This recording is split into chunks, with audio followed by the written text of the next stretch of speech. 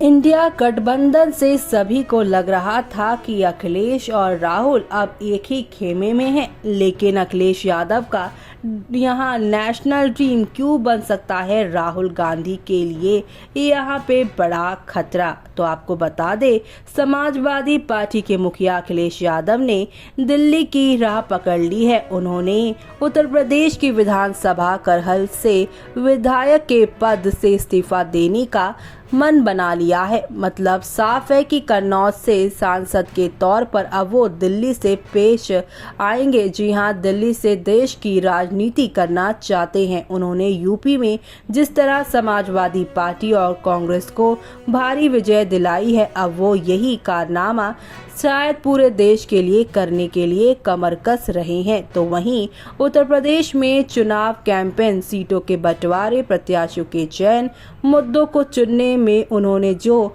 यहाँ पर दिखाया है दमखम, उसी का नतीजा रहा कि भारतीय जनता पार्टी भारी संसाधनों और सघन चुनाव प्रचार के बावजूद 33 सीट पर सिमट कर रह गई। जाहिर है कि अखिलेश यादव से विपक्ष की उम्मीदें भी बढ़ गई होंगी। ये भी तय है कि इंडिया गठबंधन का एकजुट जो कांग्रेस और राहुल के पक्ष में नहीं रहता था, वो भी चाहेंगे कि अखिलेश यादव मुख्य भूमिका में आए। इस तरह ये तय हुआ है कि राहुल गांधी के लिए अखिलेश एक बहुत बड़ी चुनौती बनकर सामने उभर सकते हैं। जो अभी उनके साथ है, कल को वो उनके खिलाफ यहाँ पर नजर आएंगे। जी हाँ, उत्तर प्रदेश में कांग्रेस को जो सफलता मिली है उसमें समाजवादी पार्टी की बड़ी भूमिका रही है। इसमें कोई दो राय नहीं है कि कांग्रेस का उत्तर प्रदेश में चुनाव के पहले तक कोई आधार ही नहीं था।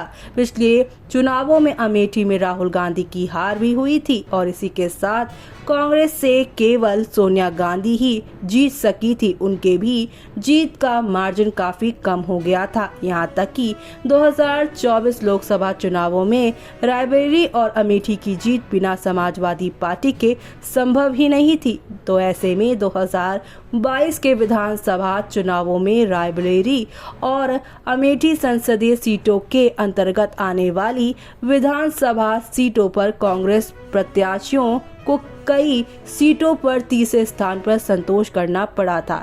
इन दिनों सीटों पर बीजेपी से अधिक समाजवादी पार्टी के विधायक चुने गए थे। प्रदेश में कांग्रेस को कई सीटों पर प्रत्याशी नहीं मिल रहे थे। कई नेताओं ने चुनाव तक लड़ने से मना कर दिया था, पर समाजवादी पार्टी का पीडीए समीकरण का जादू इस तरह मतदाताओं के सर चढ़कर बोला कि बीजेपी कैंडिडेट हवा में उड़ गए। समाजवादी पार्टी की इस आंधी का फायदा कांग्रेस कैंडिडेट को भी हुआ और पार्टी ने 17 सीटों में से 6 जीत ली है। और ऐसे में अब जिस तरीके का मैजिक अखिलेश का चला है यूपी में, कहीं वो केंद्र में ना चल जाए, इसलिए ये बड़ी चुनौती है राहुल के लिए।